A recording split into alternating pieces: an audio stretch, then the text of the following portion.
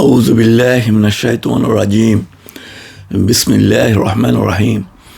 الحمد لله رب العالمين الرحمن الرحيم مالك يوم الدين إياك نعبد وإياك نستعين اهدنا الصراط المستقيم الصلاة والسلام على سيد المرسلين رب اشرح لي صدري يسر لي أمري واحلل عقدة من لساني يفقهوا قولي.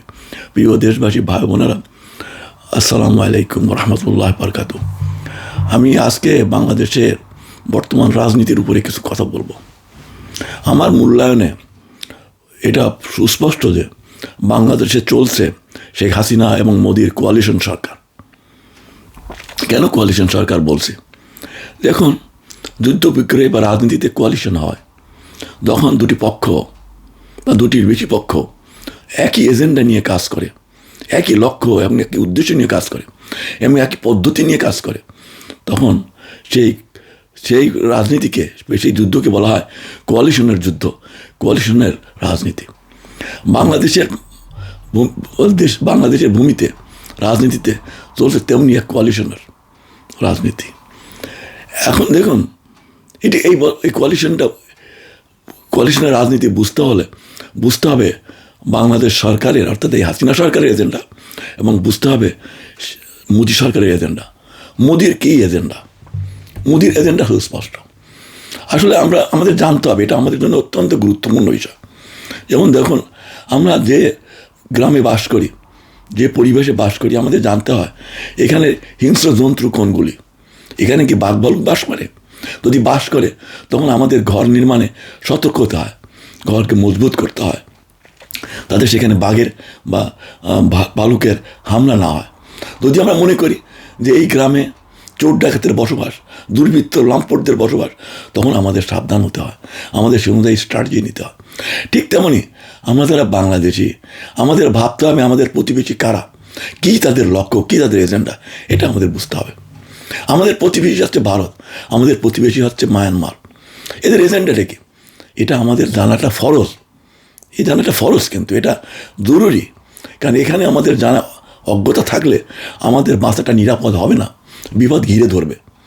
আমাদের সমস্যা হলো এইখানে আমাদের সেটা জানানো হয় না, আমাদের শিক্ষানীতিতে নাই, আমাদের মিডিয়াতে নেই, আমরা রাজনীতিতে এই নিয়ে খুব একটা বেশি আলোচনা করি না। ভারতের এজেন্ডাটা কি? ভারতের এজেন্ডা কিন্তু গোপন কিছু নয়। ভারতের এজেন্ডা, ভারতে কাদের শাসন চলছে? ভারতের শাসন চলছে হিন্দুত্ববাদীদের, কর্তৃত্ববাদী শাসন। এখানে মুসলমানদের কোনো অধিকার নাই, এ রাজনীতিতে মুসলমানদের কোনো শরিকদারি নাই। এখানে চলছে হিন্দুত্ববাদীদের শাসন। তাদের যে বয়ান, সে বয়ানে কি বলা হয়? মুসলমানদেরকে বলা হয় বহিরাগত। যেন আমরা প্রত্যেকে মুসলমানই যে মোগলের বংশধর, আমরা যেন এখানে ঢুকেছি বাইরে থেকে এসে। এই কথাটা স্বীকারই করা হয় না যে এখানকার মুসলমানরা অধিকাংশই হচ্ছে এখানকার স্বদেশী মুসলমান। তারা এখান থেকে, যে হিন্দু ধর্ম থেকে বা বৌদ্ধ ধর্ম থেকে বা অন্য কোনো ধর্ম থেকে ধর্মান্তরিত ইসলাম কবুল করেছে এবং এখানে তারা এই ভূমির সন্তান। তারা এই কথা বলা হয় না। ভারতের শিক্ষা বই বলা হয় যে মুসলমানরা বহিরাগত, এবং এর ভিত্তিতে একটি এজেন্ডা খাড়া করা হয়েছে যে মুসলমানদেরকে দাবিয়ে রাখতে হবে, নির্মূল করতে হবে, রাজনীতির ময়দান থেকে দূরে রাখতে হবে। এখন দেখুন, ভারতে এই যে মন্ত্রিসভা, কেন্দ্রীয় মন্ত্রিসভা, সেই কেন্দ্রীয় মন্ত্রিসভাতে কোনো মুসলমানই নেই। বিজেপি একটা ক্ষমতাশীল দল, তার দলের কোনো দেখুন, উত্তরপ্রদেশের প্রায় 20% মানুষ মুসলমান, সেখানে কোনো মুসলমান ক্যান্ডিডেট তারা খাড়া করে না। কোনো নির্বাচনে কোনো মুসলমানকে তারা ক্যান্ডিডেট হিসাবেই খাড়া করে না। এই হলো মুসলমানদের প্রতি তাদের আসল। সেখানে মুসলমানদের কী করা হচ্ছে দেখুন, মুসলমানরা সেখানে শতকরা প্রায় 15% মুসলমান, কিন্তু চাকরি বাকরিতে তারা 4% নেই, 4% নিচে। যেমন ভারতে একটা কমিশন করা হয়েছিল যখন মনমোহন সিং কংগ্রেসের, তিনি প্রধানমন্ত্রী ছিলেন, তিনি সাসার কমিশন বলে একটা কমিশন করেছিলেন। কমিশনের দায়িত্ব ছিল যে মুসলমানরা কেন পশ্চাৎপদ, তার কারণ খুঁজে বের করা। তারা কারণ খুঁজতে গিয়ে দেখলো যে মুসলমানরা সর্বক্ষেত্রে বঞ্চনার শিকার। শিক্ষাক্ষেত্রে তাদের জন্য কোনো স্থান ছেড়ে দেওয়া হয় না, চাকরি বাকরিতে তাদের জন্য স্থান ছেড়ে দেওয়া হয় না। যেখানে মুসলমানরা একটু ব্যবসা বাণিজ্য, শিল্প, দোকানদারিতে তারা একটু অগ্রসর হয়েছে, তাদের দোকানগুলো জ্বালিয়ে দেওয়ার জন্য সাম্প্রদায়িক দাঙ্গা সৃষ্টি করা হয়। এই তো, চাকরিতে মুসলমানদের অগ্রসর হওয়ার কোনোই উপায় নেই। এরপরে দেখুন মুসলমানদের প্রতিষ্ঠানগুলো ধ্বংস করা হচ্ছে, মসজিদ ধ্বংস করা হচ্ছে, দাঙ্গা বাজিয়ে মুসলমানদের জান মাল ধ্বংস করা হচ্ছে, নারীদের উপরে ধর্ষণ করা হচ্ছে। মুসলমানরা সেখানে টুপি মাথায় দিয়ে রাস্তায় নামতে ভয় পায়, দাঁড়িয়ে রাখতে ভয় পায়, নিগৃহীত হওয়ার ভয়। এই হলো ভারতের এজেন্ডা। দেখুন ভারতীয় হিন্দুরা, বিশেষ করে দেখুন এই যে ভারতের যে আজকে যে সরকার ক্ষমতায়, এরা কারা? এরা বিজেপি কোত্থেকে আসছে? আরএসএস থেকে আসছে। আরএসএস কোত্থেকে আসছে? সে মানে সাভারকার যে ছিল হিন্দুত্ববাদের জন্মদাতা, ভারতের হিন্দুত্ববাদের জনক সাভারকার কি বলতো? সাভারকার কিন্তু ইংরেজদের শত্রু মনে করতো না। সাভারকার বলতো মুসলমানরা হচ্ছে হিন্দুদের শত্রু। অর্থাৎ তারা বলতো যে মুসলমানদের প্রশিক্ষণ নিতে হবে, ইংরেজদের থেকে শিক্ষিত হতে হবে, যোগ্যতা বাড়াতে হবে এবং লড়াই করতে হবে মুসলমানদের বিরুদ্ধে। এই জন্য দেখুন সাভারকার, এই যে আরএসএস যখন প্রতিষ্ঠা হলো, আরএসএসের কেন্দ্রীয় দপ্তর কোথায়? মহারাষ্ট্রের নাগপুরে। এই নাগপুরে প্রথম দাঙ্গা বাজানো হয় 1922 সালে। সেখানে এই শহরটাকে মুসলিম শূন্য করা হয়। অর্থাৎ এই যে নাগপুরে যেখানে আরএসএসের কেন্দ্রীয় দপ্তর, সেই শহরে মুসলমান শূন্য করার জন্য দাঙ্গা বাজানো হয় ব্রিটিশ আমলেই। এরপরে বিভিন্ন জায়গাতে দাঙ্গা বাজানো হয়েছে, কাশ্মীরে দাঙ্গা বাজানো হয়েছে। কাশ্মীরে দেখুন কী করা হয়েছে সেখানে। কাশ্মীরে সেই 47 সালের কথা, তখন দাঙ্গা বাজানো হলো। যেমন জম্মু বলে তার কাশ্মীরের একটা দক্ষিণাংশের এলাকা, সেই জেলাতে মুসলমানরা ছিল 70 ভাগ। দাঙ্গা বাজিয়ে মুসলমান নির্মূল করা সেখানে এখন সেখানে মুসলমানদের সংখ্যা 40 ভাগ। এরপর যখন হায়দ্রাবাদে কী করা হলো, একটা গণহত্যা চালানো হলো, লক্ষ লক্ষ মানুষকে সেখানে হত্যা করা হলো, তাদের ঘর বাড়ি ধ্বংস করা হলো। কারা চালিয়েছে? এটা ভারত সরকার। তো ভারত সরকারের এজেন্ডা মুসলমানদের বিরুদ্ধে, এটা পরিষ্কার। তাদের যুদ্ধ মুসলমানদের বিরুদ্ধে। এই যুদ্ধটা কখনো সামরিক রূপ নেয়, যুদ্ধটা চলছে সাংস্কৃতিক অঙ্গনে, অর্থনৈতিক অঙ্গনে, সর্বক্ষেত্রে জুড়ে একটা যুদ্ধ। এই যুদ্ধের মূল উদ্দেশ্য হলো এই যে উপমহাদেশের যে মুসলমান, তাদের সংখ্যা প্রায় এখন 60 কোটি। 22 কোটি বাস করছে পাকিস্তানে, প্রায় 22 কোটি বাস করছে ভারতে, আর প্রায় 16 কোটি বাস করছে বাংলাদেশে। এই যে একটা বিশাল জনসংখ্যা, এই ভারতীয় শাসক গোষ্ঠীর মধ্যে রয়েছে একটা মুসলিম ভীতি, ইসলাম ভীতি। তারা ভয় পায় যে হয়তো আবার মুসলমানরা শক্তি সঞ্চয় করবে, আবার তারা এই ভারতবর্ষের উপরে শাসন জমাবে। এই ভয়টা কিন্তু তাদের মধ্যে শুরু থেকেই। এই যে আরএসএসের প্রশিক্ষণ হয়, আরএসএসের প্রতিটি প্রদেশে আরএসএসের সংগঠন রয়েছে, তাদের হাজার হাজার সদস্য রয়েছে। এদের প্রতিদিন প্রশিক্ষণ দেওয়া হয়। লক্ষ্য কী? যে যুদ্ধের জন্য প্রস্তুত হও, এবং যুদ্ধের টার্গেট কারা? মুসলমানরা। এই মুসলমানদের দাবিয়ে রাখা। যেমন তারা কিন্তু পাকিস্তানের প্রতিষ্ঠা চায়নি, কারণ দেখতো তারা জেনেছিল যে পাকিস্তান যদি প্রতিষ্ঠা পায় তাহলে কী হবে, পাকিস্তানের উদ্ভব করবে একটি শক্তি হিসাবে, এই দক্ষিণ এশিয়ার বুকে একটা শক্তি হিসাবে তারা গড়ে উঠবে। এখন পাকিস্তান একটা নিউক্লিয়ার পাওয়ার হয়ে গেছে। তো পাকিস্তানে বেঁচে থাকুক এটা কিন্তু এরা চায়নি, 47 থেকে চায়নি। এরপরে তারা 71-এ তারা পাকিস্তানকে তারা ভাঙতে সমর্থ হয়েছে। এটা তাদের একটা এজেন্ডার একটা অংশ। কিন্তু এজেন্ডা কিন্তু পাকিস্তান ভাঙার মধ্যে সীমিত নয়। তাদের এজেন্ডা হলো এই যে মুসলমানদের দাবিয়ে রাখতে হবে, যে শিক্ষা অঙ্গনে, সংস্কৃতির অঙ্গনে, অর্থনীতির অঙ্গনে, সর্বক্ষেত্রে এই দাবিয়ে রাখার কাজটা যেমন ভারতের সেই 22 কোটি মুসলমানদের বিরুদ্ধে হচ্ছে, ঠিক তেমনি সেই এজেন্ডা নিয়ে এখন কাজ হচ্ছে বাংলাদেশের উপরেও। এইখানে তারা পার্টনার চায়। যেমন ধরুন এই ভারতবর্ষ যখন ইংরেজরা দখল করলো, বিশেষ করে বাংলা, তখন তারা সংখ্যায় 3 লাখও ছিল না। এই ইংরেজরা যখনই তারা এই দেশ থেকে চলে যায় তখন তাদের সংখ্যা 3 লাখও ছিল না। এই 3 লাখ ইংরেজ, এই ব্রিটিশ, তারা ভারত শাসন করলো। কাদের সহায়তা নিয়ে? সহায়তা নিয়েছিল হিন্দুদের। যেমন আমাদের দেশে অসংখ্য জমিদার, শত শত জমিদার তারা গড়ে তুলেছিল। জমিদারদের হাতে দিয়েছিল, জমি তুলে দিয়েছিল। জমির খাজনা তারা আদায় করতো, খাজনার একটা অংশ তারা রাখতো এবং একটা অংশ ব্রিটিশকে দিত। তাদের উপর সবচেয়ে বড় দায়িত্বটা ছিল এই যে তারা এই প্রজাদেরকে, বিশেষ করে মুসলমানদের বিদ্রোহকে দমিয়ে রাখা। এই দেখুন তিতুমিরের বিরুদ্ধে কারা প্রথম যুদ্ধটা করেছে? এই হিন্দু জমিদাররা। সর্বত্র এই যে ফরাইজি আন্দোলনের যে সেই হাজী সৈয়দুল্লাহর আন্দোলনের বিরুদ্ধে কারা প্রথমে বাধা দিয়েছে? ইংরেজরা নয়, এই জমিদাররা। তো জমিদাররা সর্বত্র এই মুসলমানদেরকে দাবিয়ে রাখত এবং উপর থেকে সহায়তা দিত কারা? ইংরেজরা। তো বাংলাদেশেও এখন একটা জমিদারি চালু হয়েছে আছে। এই জমিদারিটা আওয়ামী লীগের, এই জমিদারিটা শেখ মুজিবের। মুজিব কোত্থেকে জমিদারিটা পেয়েছিল? ভারত থেকে। ভারত 71-এ যখন যুদ্ধ জয় করলো, তখন দেখুন যুদ্ধ জয়ের পরে কী করলো। যুদ্ধ জয় এখানে হাজার হাজার কোটি টাকার যুদ্ধাস্ত্র ছিল, ট্যাঙ্ক ছিল, বিভিন্ন সামরিক অস্ত্রশস্ত্র, কামান ছিল, গোলাবল ছিল, বন্দুক ছিল, সবগুলো ভারত, সব কিছু ভারতে নিয়ে যায়। ভারত নিয়ে যায়। ভারত তো চায়নি যে বাংলাদেশ স্বাধীন একটা শক্তিশালী দেশ হিসেবে গড়ে উঠুক। সেটা যদি লক্ষ্য হতো তবে সে অস্ত্রগুলো তারা রেখে দিত। তারা রেখে দেয়নি, তারা নিয়ে গেছে। এরপরে তারা মুজিবকে ক্ষমতায় বসালো এবং মুজিবের পাহারাদারি কাজ করলো। দেখুন মুজিব কী করলো। মুজিব বাক্সার প্রতিষ্ঠা করলো। বাক্সার কেন প্রতিষ্ঠিত করেছিল? মুজিব নিজেই বলে গেছে, তার সহচর সে মুজিবুর রহমান তার বইতে লিখেছেন। মুজিব তার কথার মধ্যে স্বীকারোক্তি দিয়েছেন যে এখন যদি নির্বাচন হয় তবে আমরা 30টা সিটও জিততে পারবো না, ইসলাম মদিরা জিতে যাবে। এই যে ইসলাম ভয়, ইসলাম নিয়ে ভয়, ভীতি, এটা কিন্তু মুজিবের ছিল। এই জন্যই ইসলামের বিরুদ্ধে যুদ্ধ ছিল মুজিবের যুদ্ধ। ইসলামকে দমিয়ে রাখা, মুসলমানদের দমিয়ে রাখা।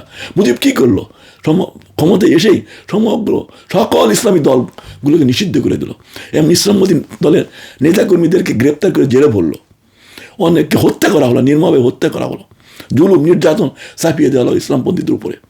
দেখুন তাদেরকে বলা হলো কি তারা স্বাধীনতার দুশ্মন। না, এটা স্বাধীনতার দুশ্মন ছিল না, এরা ছিল পাকিস্তান ভাঙার বিরোধী। পাকিস্তান ভাঙার বিরুদ্ধে ছিল, স্বাধীনতার বিরুদ্ধে তারা ছিল না। তারা মনে করতো যারা পাকিস্তানের পক্ষে দাঁড়িয়েছিল 71-এ, এই কথাটা আমাদের প্রত্যেকে জানতে হবে। এটা জানার জন্য খুব একটা বিদ্যা বুদ্ধির দরকার নেই। কারণ পাকিস্তান 47 থেকে 71 পর্যন্ত পূর্ব পাকিস্তানিরা পরাধীন ছিল না, কোনো কলোনি ছিল না। যে মাপের নির্বাচন হয়েছে 1954 সালে, 1970 সালে, সেই মাপের নির্বাচন তো বাংলাদেশে আমরা ভাবতেই পারি না। স্বাধীনতার অর্থ কী? স্বাধীনতার অর্থ কী? স্বাধীনতার অর্থ কি শুধু এই যে পেটে ভাতে বাঁচা? ওরা তো ব্রিটিশের আমরা বাঁচতাম। আমরা চাষাবাদের স্বাধীনতা, সেটা তো আমরা ব্রিটিশের আমলে বাঁচতাম। দোকান খোলা স্বাধীনতা, সেটা তো ব্রিটিশের আমলেও ছিল। স্বাধীনতার অর্থ হতো এই যে স্বাধীনভাবে রাজনীতি করা, ভোট দেওয়া, নির্বাচনে অংশ নেওয়া, মতামত প্রকাশের স্বাধীনতা। এটা তো বাংলাদেশে নেই, এটা তো পাকিস্তান আমলে ছিল। মোদি শত শত মিটিং করেছে, তার পত্রিকা ইত্তেফাক প্রকাশ পেয়েছে, পাকিস্তান সরকার সে গালিগালাজও করেছে, কিন্তু তাকে নিয়ে তো রিমান্ডে নেওয়া হয়নি, তাকে তো ডান্ডাবেরি পড়ানো হয়নি, আমেরিকার লোকদেরকে খুন গুম নির্যাতন চালানো হয়নি তাদের উপরে। এটা স্বাধীনতা ছিল তখন। এই পাকিস্তানের পক্ষ নিয়েছিল যারা 71-এ, তারা পাকিস্তান ভাঙার বিরোধিতা করেছিল। কারণ তারা ভাবতোটা কি, এটা আমাদের বুঝতে হবে। যারা 71-এ পাকিস্তান ভাঙার বিরোধিতা করেছিল তার কারণ হলো এই যে তারা দেখেছিল, দেখুন পাকিস্তান মুক্ত কারা করলো। পাকিস্তান যে প্রস্তাব 1940 সালে পাশ হয়, সেখানে কিন্তু বাংলার পাকিস্তান মুক্তির কথাই ছিল না। পাকিস্তান মুক্তি করা হলো 1946 সালে। তখন বাংলার প্রধানমন্ত্রী কে ছিলেন? যুক্ত বাংলার প্রধানমন্ত্রী হোসেন শহীদ সোহরাওয়ার্দী। তিনিই প্রস্তাব রাখলেন মুসলিম লীগের দিল্লি কনভেনশনে, সেই পার্লামেন্টারি কনভেনশনে। সেখানে বললেন যে আমরা ওই বাঙালিরাও আমরা পাকিস্তানের মধ্যে থাকতে চাই। ভোটে পাকিস্তান মুক্ত করা হলো। পাকিস্তান, পশ্চিম পাকিস্তানের আমাদের দেশ সামরিক শক্তির মধ্যে দখল করেনি। সে তখনকার দিনে মুসলিম লীগের যারা নেতা ছিলেন, যে সোহরাওয়ার্দী, নাজিমুদ্দিন, তমিজউদ্দিন খান, নুরুল আমিন, আব্দুল সবুর খান, ফজল কাদের চৌধুরী, শাহাদিতুর রহমান, যারাই তখনকার দিনে নেতা ছিলেন, তারা দেখলেন যে আমরা যদি আলাদা থাকি তাহলে আমাদের দেশ ভারত দখল করে নেবে। যেরকম কাশ্মীর দখল করে নিয়েছে, যেমন হায়দ্রাবাদ দখল করে নিয়েছে, যেমন গোয়া মানবাজার দখল করে নিয়েছে, যেমন সিকিম দখল করে নিয়েছে, আমাদের দেশ ভারত দখল করে নেবে এবং ভারত এক মুহূর্ত দেরি করবে না এ দখল করতে। এবং তখন সারা দুনিয়ার মানুষ আমাদের সাহায্যে এগিয়ে আসবে না। কাশ্মীর দখল করে নিয়েছে, কেউ এগিয়ে আসছে। হায়দ্রাবাদ দখল করে নিয়েছে, মুসলিম শাসক ছিল সেখানে, হায়দ্রাবাদের নিজাম, কেউ এগিয়ে আসছে। গোয়া মানবাজার দখল করে নিয়েছে, কেউ এগিয়ে আসছে। সিকিম দখল করে নিল, কেউ এগিয়ে আসছে। আজকে যদি বাংলাদেশ দখল করে নেয় ভারত, বা 1947-এ যদি আমাদের স্বাধীন বাংলাদেশ দখল করে নিত, কেউ তো এগিয়ে আসতো না। তখন পাকিস্তানের মধ্যে পাকিস্তানে অংশ নেওয়ার যুক্তি ছিল এটাই যে স্বাধীনতা বাঁচানো। দেখুন স্বাধীনতা বাঁচানোর একটা খরচ আছে, সে বিশাল খরচ। এ খরচ শিক্ষা খাত, কৃষি খাত বা আপনার স্বাস্থ্য খাতের চেয়ে বেশি। স্বাধীনভাবে বাঁচার খরচটা বিশাল। যেমন কাপড় চোপড়ের খরচ কী, কিন্তু একটা ঘর বাঁচার খরচটা বিশাল। একটা ঘর করতে হলে, মজবুত ঘর করতে হলে উপার্জনের একটা বিশাল অংশ ব্যয় হয় সেখানে। আমাদের খাওয়ার পড়ার পিছনে কত পয়সা খরচ হয়, কিন্তু একটা ভালো বিল্ডিং করতে গেলে বহু লক্ষ টাকা খরচ করতে হয়। কেন আমরা এই লক্ষ টাকা খরচ করি? এই লক্ষ এই জন্য খরচ করি নিরাপত্তা পাওয়ার জন্য, চোর ডাকাতদের বাঁচার জন্য, হিংস্র পশুদের হাত থেকে বাঁচার জন্য, ঝড়ঝাঁ থেকে বাঁচার জন্য আমরা ভালো ঘর করি। ঠিক তেমনি আমরা রাষ্ট্র করি। কেন রাষ্ট্র করি? স্বাধীনতা বাঁচানোর জন্য। স্বাধীনতা বাঁচানোর খরচটা বিশাল। এর জন্য দেখুন আমাদের এই যে পাকিস্তানের কথা চিন্তা করুন। পাকিস্তানের অর্থনৈতিক অবস্থা মাথা পিছু আয় বেশি নয়, কিন্তু তারা একটা সামরিক শক্তি, তারা একটা খরচের, তাদের রাজস্বের বিশাল অংশ সামরিক বাহিনীতে ব্যয় করে। এই জন্য তারা এখন একটা নিউক্লিয়ার পাওয়ার। তারা মুসলিম বিশ্বের প্রায় 50টার বেশি দেশের মধ্যে সবচেয়ে শক্তিশালী দেশ। তার কারণ তারা ইজ্জত নিয়ে বাঁচতে চায়। এই জন্য দেখুন ভারত তার এই পাকিস্তান সীমান্তে কোনো পাকিস্তানকে গুলি করে মারার সাহস পায় না, সাহসই পায় না। জানে যে একজন গুলি করে মারলে পাকিস্তান তার জবাব দিবে। পাকিস্তানের দিকে তারা বিএসএফরা সেখানে কোনো পাকিস্তানকে গুলি মেরে হত্যা করে তার কাটায় বেড়া ঝুলিয়ে রাখতে পারে না, কিন্তু বাংলাদেশের তারা ঝুলিয়ে রাখে। কারণ আমাদের সেই ইজ্জতটা তো নেই। কারণ আমাদের সেই ভারত যদি আমাদের কাউকে গুলি করে হত্যা করে আমাদের জবাব দেওয়ার সেই সামর্থ্য নেই।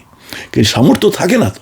যেমন দেখুন জমিদার যদি জমিদার তার প্রজা সুন্দরী মেয়েটাকে যদি তুলে নিতে চায়, প্রজা পারে না, রুখতে পারে না, কারণ সামর্থ্য নাই। ঠিক তেমনই ভারত যদি আমাদের দেশের পদ্মার পানি তুলে নিতে চায়, আমরা কি রুখতে পারবো? পারিনি। পাকিস্তান 23 বছরে তারা পারেনি, কিন্তু আমরা এখন পারছি না, কারণ আমাদের সেই সামর্থ্য নেই। তিস্তার পানি তুলে নিচ্ছে, পাকিস্তানের 23 বছরে তারা পারেনি। তারা আমাদের বন্দরের উপর সুবিধা নিচ্ছে, পাকিস্তানের 23 বছরে তারা পারেনি। আমাদের বুক ছেড়ে তারা করিডোর নিয়েছে, পাকিস্তানের 23 বছরে তারা পারেনি। কারণ আমরা তখন স্বাধীন ছিলাম, একটা বৃহৎ শক্তি ছিলাম আমরা, একটা ভারতের মোকাবেলা করতে পারতাম। আমরা 1965 সালে আমরা মোকাবেলা করেছি, ভারত আমাদের হারাতে পারিনি। কিন্তু এখন আমাদের সেই সামরিক বল নেই। আমরা যুদ্ধ বিমান তৈরি করতে পারি না, ট্যাঙ্ক প্রস্তুত করতে পারি না, আমরা মিসাইল বানাতে পারি না, আমাদের নিউক্লিয়ার পাওয়ার নেই। তো ভারতের বিরুদ্ধে আমরা লড়বো কী করে? সামর্থ্য তো আমাদের নেই। পাকিস্তানের আছে বলেই ভারতের সাথে চোখে চোখ রেখে কথা বলতে পারে। স্বাধীনতার যোগানোর খরচ পাকিস্তানের আছে। এখন দেখুন ভারতের এজেন্ডাটা কি? ভারতের এজেন্ডা হলো এই যে বাংলাদেশ যেন আর একটা পাকিস্তান না হয়ে যায়। বাংলাদেশকে বাঁচতে হবে ভারতের রাডারের নিচে, যেটা ভারতের সাবেক সেনাপ্রধান শঙ্কর রায়চৌধুরী বলেছেন, জোরের সাথেই বলেছেন যে বাংলাদেশকে বাঁচতে হবে ভারতের রাডারের নিচে। রাডারের নিচে বাঁচার অর্থ কি? ভারতের তদারকির নিচে। অর্থাৎ আমরা মাথা তুলে দাঁড়াতে পারবো না। এই জন্য ভারত চায় না যে বাংলাদেশ একটা স্বাধীন সরকার প্রতিষ্ঠা পাক। ভারত চায় বাংলাদেশ একটা জমিদার থাক। জমিদার যখন ব্রিটিশের জমিদার ছিল, সেরকম জমিদার শাসন প্রতিষ্ঠিত হোক। সেই জমিদারের শুধু খাজনা নিবে, ক্ষমতার নামমাত্র ক্ষমতায় থাকবে, কিন্তু ব্রিটিশ শাসকরা যা বলতো ওই জমিদাররা তাই করতো। আর ঠিক তেমনি ভারত যা বলে আমাদের শেখ হাসিনা তাই করে। আজকে দেখুন আমাদের শিক্ষানীতিতে সেই বয়ান পড়ানো হচ্ছে, যেটা ভারতের হিন্দুত্ববাদীরা তাদের স্কুল কলেজে শেখানো। ঠিক আছে, সেই কি আমাদের বাংলাদেশ দখল করলো সে ইখতিয়ার মোহাম্মদিন বখতিয়ার খিলজি, যার বদলতে আজকে আমরা মুসলমান হতে পেরেছি। নাহলে আমরা মূর্তি পূজারি হতাম, লিঙ্গ পূজারি হতাম, গরু পূজা করতাম, আমরা কাফের হতাম। আমাদের যে রাজনাথের পথ যিনি খুলে দিলেন, সেই ইখতিয়ার মোহাম্মদ বখতিয়ার খিলজিকে বলা হচ্ছে বহিরাগত হামলাকারী। এটা আমাদের দেশের বইতে পড়ানো হচ্ছে। কারণ ভারত তাই চায়। ভারত চায় আমরা ইসলাম থেকে বিচ্যুত হই, মুসলিম ইতিহাস থেকে বিচ্যুত হই, এবং আমরা ভারতের সাথে একই এজেন্ডা নিয়ে কাজ করি। তাই ভারত চায় আমাদেরকে জমিদার আমাদের হাসিনা একজন ভারতের জমিদার। এই যে ক্ষমতায় কীভাবে আসছে দেখুন, কীভাবে সে ক্ষমতায় আসছে। হাজার হাজার কোটি টাকা ব্যয় করেছে ভারত। এবং এই যে 2008 সালে এটাই দেশের পত্রিকাতে বা বিলেতের পত্রিকাতে লেখা হয়েছে কীভাবে ভারত শত কোটি টাকা ব্যয় করেছে হাসিনাকে ক্ষমতা আনার জন্য। 17 নির্বাচনেও ভারত মুজিবকে ক্ষমতা আনার জন্য 17 কোটি টাকা ব্যয় করেছে মুজিবকে আনার জন্য। এবং মুজিবের সাথে চুক্তি করেছিল আগরতলা ষড়যন্ত্র। কেন চুক্তি করেছিল? পাকিস্তান ভাঙতে হবে। অর্থাৎ পাকিস্তানকে ভাঙা এবং বাঙালি মুসলমানদেরকে বিচ্ছিন্ন করা, দুর্বল রাখা। আজকে আমরা বাঙালিরা বিচ্ছিন্ন মুসলমান, আমাদের শক্তি নাই স্বাধীনতা রক্ষা করার। এই জন্য ভারত যা বলে আমাদের তাই মানতে হয়। আমাদের এমনকি যারা বিরোধী দলের নেতারা বলে যে আমাদের তো সামর্থ্য নাই, আমাদের তো ভারতকে তোয়াজ করেই চলতে হবে। এই হচ্ছে আমাদের অবস্থা। এমনকি যারা আমাদের বিএনপিরা এখন ভারতের বিরুদ্ধে কোনো কথা বলে না। তারা কেন বলে না? তারা দেখে যে ক্ষমতায় আসতে হলে যদি ভারত বিরোধিতা করে আমরা তো ক্ষমতায় আসতে পারবো না। এটা একটা কম্প্রোমাইজিং একটা অ্যাটিটিউড। কারণ সবাই আমাদের মধ্যে একটা ভীতি, ভারত ভীতি। ভারতের মধ্যে যেমন ইসলাম ভীতি, ঠিক আমাদের বাংলাদেশিদের মধ্যে ঢুকে পড়েছে ভারত ভীতি। ভারতের বিরুদ্ধে আমরা কথাই বলতে পারি না। এবং ভারতের রয়্যাল এজেন্ট আমাদের দেশে দেশে গ্রামে গ্রামে ছড়িয়ে আছে। ভারতের বিরুদ্ধে কথা বললে তারা সেই ভারতের লাঠেল হিসাবে আমাদেরকে গুম করে দেয়, খুন করে দেয়, গায়েব করে দেয়, নির্যাতনের মধ্য দিয়ে হত্যা করে। যেমন আমরা দেখেছি বুয়েটের সেই কৃতি ছাত্র, নিরপরাধ একটা নিরীহ ছাত্র আবরার ফাহাদকে কীভাবে হত্যা করা হলো, সারা রাত ধরে পিটিয়ে পিটিয়ে। সে কী করেছিল? সে তো কোনো যুদ্ধ ঘোষণা করেনি, সে তো কোনো সন্ত্রাসী ছিল না, একটু তো কত ন্যায্য কথা বলেছিল, ভারতের বিরুদ্ধে কথা বলেছিল যে ভারত আমাদের উপরে দাদাগিরি চায়, প্রভুত্ব কর্তৃত্ব চায়, সেটার ভিতরে সে কথা বলেছিল। কিন্তু দেখুন সেই ভারতের এজেন্ডা নিয়েই কাজ করছে এই আওয়ামী লীগ, শেখ হাসিনা এবং আওয়ামী লীগের, ছাত্রলীগের, এই যুবলীগের ক্যাডাররা। এবং এই কাজ নিয়েই এখন আমাদের বাংলাদেশের আর্মি, পুলিশ, বিজেপি, র্যাব সবাই একই এজেন্ডা নিয়ে কাজ করছে। আমরা স্বাধীন কোথায়?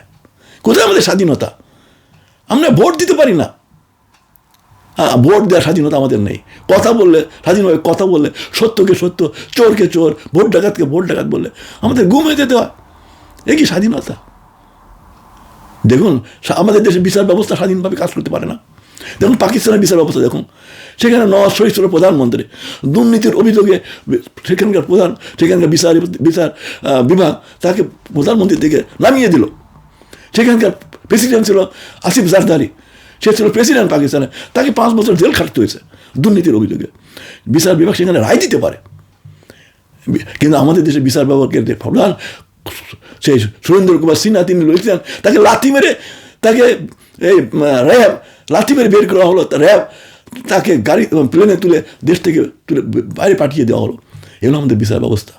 আমাদের পুলিশরা লাঠিয়ালে পরিণত হয়েছে। জমিদারের পাইক পেয়াদা থাকতো, আমাদের পুলিশ হয়েছে এই হাসিনা জমিদারের পাইক পেয়াদা। যাকে ইচ্ছা তাকে গুম করতেছে, যাকে ইচ্ছা তাকে তুলে নিয়ে অত্যাচার করতেছে, ডান্ডাবিড়ি পড়াচ্ছে। আমাদের আলেমদের অবস্থা দেখুন, আলেমদেরকে ডান্ডাবিড়ি পড়ানো হয়। ভারতেও এই কাজটা করা হচ্ছে না, পাকিস্তানে তো প্রশ্নই ওঠে না। আজ আমাদের বাংলাদেশে আলেমদেরকে ডান্ডাবিড়ি পড়ানো হচ্ছে, তাদের বিরুদ্ধে মিথ্যা কেস দেওয়া হচ্ছে, হাজার হাজার আলেমদেরকে নিয়ে উপর নির্যাতন চলছে। এই কি স্বাধীনতা? স্বাধীনতা অর্থ কি এই? আমরা কথা বলতে পারি না, আমাদের স্বাধীনভাবে সংগঠন করতে পারি না, আমাদের কে দল কোন দল নিবন্ধন পাবে সেটা সরকার ইচ্ছার উপর নির্ভর করে। এটা তো পাকিস্তান এরকম ছিল না, কারণ আমরা পাকিস্তানে স্বাধীন ছিলাম।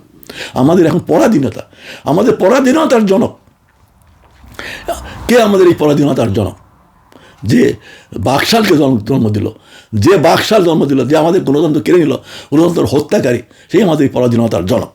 আমরা স্বাধীনতার জনক পাইনি। স্বাধীনতা তো আমরা 47-এ পেয়েছিলাম এবং আমাদের স্বাধীনতা কেড়ে নেওয়া হয়েছে। আমরা এখন পরাধীন হিসেবে বাস করছি। এবং এটাই হলো ভারতের এজেন্ডা। ভারতের এজেন্ডা হলো এটাই যে আমরা মুসলমানরা, সেটা ভারতীয় মুসলমান হোক, পাকিস্তানের মুসলমান হোক বা বাংলাদেশের মুসলমান হোক, আমরা ভারতের অধীন হয়ে বাস করি, তাদের রাডারের নিচে বাস করি, তাদের তদারকির নিচে বাস করি। পাকিস্তানের সামর্থ্য আছে যে তারা আজকে বেরিয়ে গেছে, কিন্তু আমরা বাংলাদেশিরা পারছি না, তাই আমরা বাংলাদেশিরা পরাধীন। এটাই হলো ভারতের এজেন্ডা। এবং এই একই এজেন্ডা নিয়ে কাজ করছে শেখ হাসিনা। ভারতের এজেন্ডা এবং হাসিনার এজেন্ডার মধ্যে কোনো পার্থক্য নেই। ভারত মোদী সরকার যেমন চায় মুসলমানদের দাবিয়ে রাখতে, হাসিনাও তাই চায় মুসলমানদের দাবিয়ে রাখতে। সে দেখুন সেখানে দেশের কমিউনিস্টদের উপরে কোনো বিপত্তি নেই, বাধা নেই, তারা যা ইচ্ছা তাই করতে পারে। কিন্তু ইসলামপন্থীদের উপরে বাধা। কমিউনিস্ট একটা কুফরি মতবাদ, একটা ইসলাম বিরোধী একটা মতবাদ, কিন্তু সেখানে কোনো বাধা নেই। কিন্তু ইসলাম নিয়ে কাজ করা, ইসলামের প্রতিষ্ঠার কথা বলা, শরীয়তের প্রতিষ্ঠা করা, ইসলামের বিজয় আনা, খেলাফতের কথা বলা একটা পাপ, এটা অপরাধ। এরা বলে যে ইসলামপন্থীরা আসলে তারা খেলাফত প্রতিষ্ঠা করবে, তারা শরীয়ত প্রতিষ্ঠা করবে। এটা তো প্রতিষ্ঠা করতেই হবে। আর দেশের জনগণ যদি সবাই চায়, এটা সংখ্যালঘু মুসলমান যদি চায়, সেটা রুখারকে, ভারত রুখারকে বা পাশ্চাত্যের কোনো শক্তি এটা রুখবে কেন? এটা তো আমাদের স্বাধীনতা। আমরা স্বাধীনভাবে আমাদের শরীয়ত নিয়ে আমরা বাঁচবো, এটা আমাদের স্বাধীনতা। আমরা যদি খেলাফত প্রতিষ্ঠা দিতে চাই, সেটা আমাদের স্বাধীনতা। এই স্বাধীনতা রুখার অধিকার কোনো কাফের থাকতে পারে না। কিন্তু আমাদের ভারত চায় না, সেটা ভারত চায় না, হাসিনাও চায় না। এই জন্য আমাদের দেশে জিহাদ বিষয়ক বই বাজেয়াপ্ত করা হয়, জিহাদ বিষয়ক বক্তৃতা দিলে আলেমকে ধরে গ্রেপ্তার করে রিমান্ডে নেওয়া হয়। কারণ ভারত চায় না, হাসিনাও চায় না। এই যে একটা কোয়ালিশন চলছে বাংলাদেশে, একটা কোয়ালিশন শাসন চলছে, হিন্দুত্ববাদী এবং এই মুজিববাদী বা বাকশালীদের একটা কোয়ালিশন সরকার চলছে। এই কোয়ালিশনের অধীনে আমরা পরাধীন। আমাদের এটা বুঝতে হবে যে আমরা এখন একটা পরাধীন। এই পরাধীনতার বিরুদ্ধে আমাদের লড়াই করতে হবে। আসলে দেখুন এটাই হচ্ছে জিহাদ, ইসলামের সর্বশ্রেষ্ঠ ইবাদত। কারণ দেখুন এই ইবাদতই নবী পাক করে গেছেন। নবী পাক সাল্লাল্লাহু আলাইহি ওয়াসাল্লাম এই ইবাদতের মধ্য দিয়ে ইসলামী রাষ্ট্র প্রতিষ্ঠা করেছিলেন। তিনি 10টি বছর রাষ্ট্রপ্রধান ছিলেন। অর্ধেকের বেশি সাহাবা এই রাষ্ট্র বাঁচাতে গিয়ে, এই রাষ্ট্রকে শক্তিশালী করতে গিয়ে জান দিয়েছেন। আর না হলে আমাদের ইজ্জত বাঁচবে না, স্বাধীনতা বাঁচবে না, আমাদের দিন পালন আমরা করতে পারবো না। যেমন দেখুন, দিন পালনের একটা অতি গুরুত্বপূর্ণ হলো শরীয়ত পালন। শরীয়ত পালন হলে দিন পালন হয় না। আল্লাহ সুবহানাহু ওয়া তাআলা সূরা মায়েদা 44, 45 এবং 47 নম্বর আয়াতে তাই বলেছেন যে তোমরা যদি আমার প্রদত্ত আইন অনুযায়ী বিচার প্রতিষ্ঠা না করো তাহলে তোমরা কাফের, তোমরা জালেম, তোমরা ফাসেক। আমরা তো করছি না। ইসলামের এত বড় একটা ফান্ডামেন্টাল বিষয়কে আমরা অমান্য করছি, কুফরি করছি আল্লাহর বিরুদ্ধে। শুধু নামাজ, আমি কথাটা বারবার বলি, আবারও বলবো, বারবার বলবো, সেটি হলো এই নামাজ একজন ঘুষখোরও পড়তে পারে, একজন সুদখোর, একজন ব্যভিচারও নামাজ পড়তে পারে, একজন জাতীয়তাবাদীও নামাজ পড়তে পারে, কিন্তু ইসলামের পক্ষ নেওয়াটা, ইসলামের শরীয়তের পক্ষে নেওয়াটা সে পারে না। তার সে ইমানি বল নেই। আর এখানে ইমান যাচাই হয়, এইখানে যে কে আল্লাহর পক্ষে দাঁড়ালো। আল্লাহর পক্ষে আমাদের দাঁড়াতে হবে, আমাদের স্বাধীনতা বাঁচাতে হবে। এই কাজটা কিন্তু আমাদের সবার। আমরা যদি সবাই মিলে যদি আল্লাহর সৈনিক হয়ে যাই তাহলে ভারত আমাদের কিছুই করতে পারবে না। দেখুন, ভারত আমেরিকার চেয়ে শক্তিশালী নয়, ভারত সোভিয়েত রাশিয়ার চেয়ে শক্তিশালী নয়, কিন্তু সোভিয়েত রাশিকে এই আমাদের 1/60 জনসংখ্যা, আমাদের 60% জনসংখ্যা আছে আফগানিস্তানে, তারা এই সোভিয়েত রাশিকে পরাজিত করেছে, তারা আমেরিকাকে পরাজিত করেছে। তা আমাদের ভয় কিসে? আমাদের মুসলমান হতে হবে। আমাদের সমস্যা মুসলিমত্বে, ইসলাম নিয়ে বেরিয়ে ওঠায়, এইখানেই আমাদের সমস্যা। আমরা যদি ইসলামের সৈনিক হয়ে যাই, আল্লাহর সৈনিক ফেরেশতা আমাদের পেছনে নেমে পড়বে, তখন ভারত আমাদের কিছুই করতে পারবে না।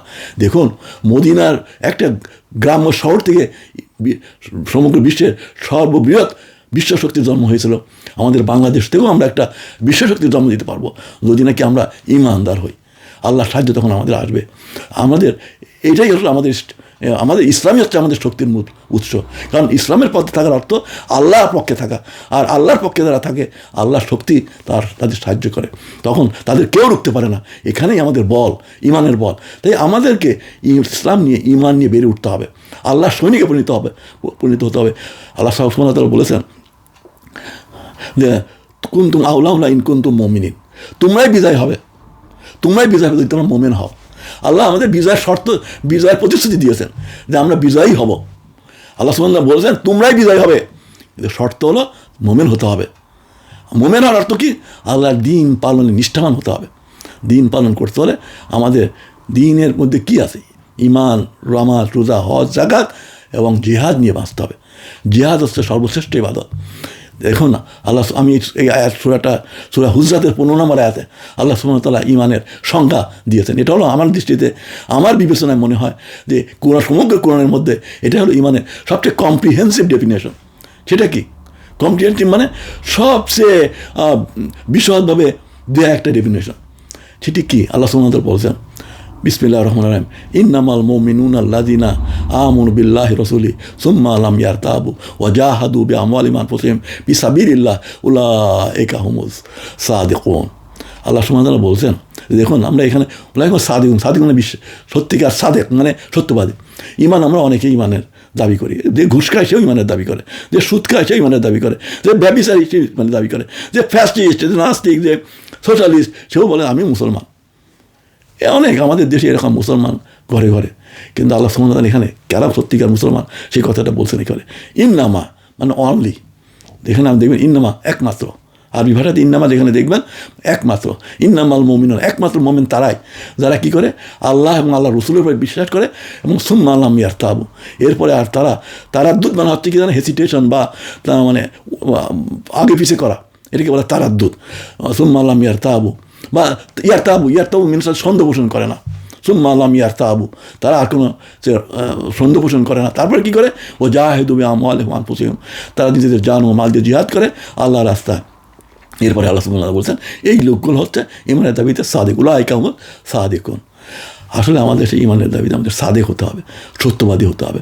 ইমানের দাবি নামাজ পড়লেই ইমানদার হওয়া যায় না, আরও বহুদূর এগিয়ে যেতে হয়। নামাজ রোজা হচ্ছে ইমানদারের জীবনে শুরু মাত্র, শেষ নয়। এর ম্যাচুরিটি আসে জিহাদের মধ্য দিয়ে। যেমন একজন মানুষ যখন সেনাবাহিনীতে যোগ দেয় তাকে লেফট রাইট করতে হয়, এটা লেফট রাইটের শুরু মাত্র।